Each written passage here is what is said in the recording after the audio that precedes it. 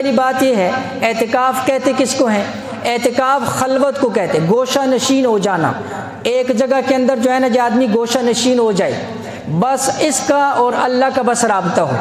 جیسے اکثر مساجد کے اندر لکھا ہوتا ہے کہ وہ انہوں نے بینر بورڈ لگائے ہوتے ہیں کہ اب مخلوق کے ساتھ رابطہ ختم، اب خالق کے ساتھ رابطہ شروع۔ حاجی عبدالوہاب صاحب رحمہ اللہ بڑی عجیب بات فرمایا کرتے تھے اور بڑے افسوس کے ساتھ فرمایا کرتے تھے۔ فرمایا نماز خالص اللہ کے لیے، اور سجدے میں بندے کا اور اللہ کا اتنا قرب ہو جاتا ہے، حدیث کے اندر آتا ہے گویا کہ یہ جو انسان کی جو پیشانی ہے یہ رب کے قدموں کے اندر پڑی ہوئی، اتنا قرب ہو جاتا ہے۔ اور اللہ کو بندے کی حالتوں میں سب سے زیادہ جو حالت پسند ہے وہ سجدے کی حالت ہے، اللہ کو سب سے زیادہ یہ حالت بندے کی پسند۔ تو حضرت عائشہ فرمایا کرتے تھے کہ افسوس یہ ہے کہ وہ سجدہ جو خالص اللہ کے لیے، اور وہ سجدہ جس میں بندے کا اور رب کا اتنا قرب ہو جاتا ہے، اس سجدے میں بھی ہمیں ہر چیز یاد آتی ہے سوائے اللہ کے، ہمیں اللہ کی یاد نہیں آتی، باقی اس سجدے میں ہمیں سب کچھ یاد آ جاتا ہے۔ تو اعتکاف کے اندر کیا ہے؟ اعتکاف کے اندر اس بندے کا اور اس کے مالک کا جو ہے نا جی رابطہ اب شروع ہو گیا ہے، اب خلوت ہو گئی ہے۔ اب جو ہے نا جی خلوت کے اندر یہ اپنے رب کو راضی کرنے کے لیے بیٹھ گیا ہے، اب یہ دہلیز پر آ گیا ہے، اب در کے اوپر آ گیا ہے، اب اس نے جولی پھیلا دی ہے، اب اس کی نظر اللہ کے اوپر لگ گئی ہے، سارے کام چھوڑ دیے، دکان تجارت بال بچے سب چھوڑ دیے ہیں، اب مسجد کے اندر آ کر ڈیرا ڈال دیا۔ وہ مسجد جس کو حضور نے فرمایا احب البلاد الی اللہ مساجدها، اس قرۂ ارض کے اندر اللہ کو اگر کوئی زمین کا ٹکڑا پسند ہے تو وہ مساجد ہیں۔ وہ مسجد جس کے بارے میں حضور نے فرمایا کل قیامت والے دن اللہ مساجد کی زمینوں کو اٹھائے گا، جنت کے اندر شامل فرما دے گا۔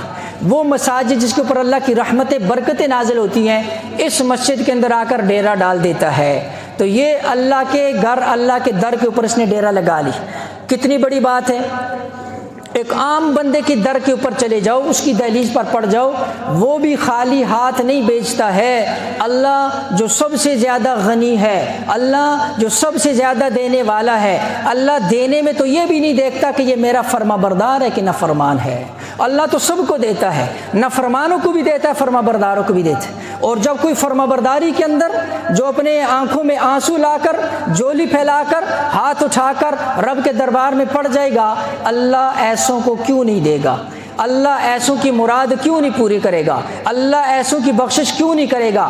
اس لیے حضور علیہ الصلاۃ والسلام کے بارے میں صحیح بخاری کی روایت کے اندر آتا ہے، حضور نے رمضان کے اندر پہلے عشرے کا اعتکاف کیا۔ جب اعتکاف مکمل ہوا، جبرائیل علیہ السلام تشریف لائے، فرمایا اللہ کے نبی آپ جس رات کی تلاش کے اندر ہے وہ آگے ہے۔ حضور نے دوسرے عشرے کا اعتکاف کیا، جبرائیل علیہ السلام آئے، فرمایا اللہ کے نبی آپ جس رات کی تلاش کے اندر ہے وہ آگے ہے۔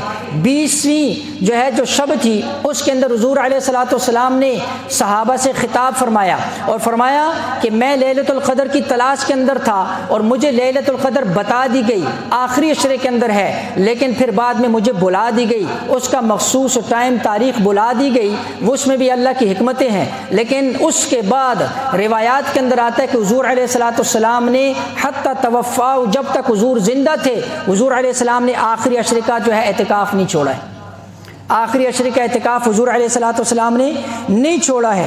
اور جو ہے اتنا زیادہ جو ہے اس کے اندر، حتیٰ کہ ابو داؤد کی روایت کے اندر آتا ہے کہ ایک سال حضور علیہ السلام کا اعتکاف سفر کی وجہ سے رہ گیا، اگلے سال حضور علیہ الصلوۃ والسلام نے جو ہے 20 دن کا جو ہے نا اعتکاف فرمایا تھا۔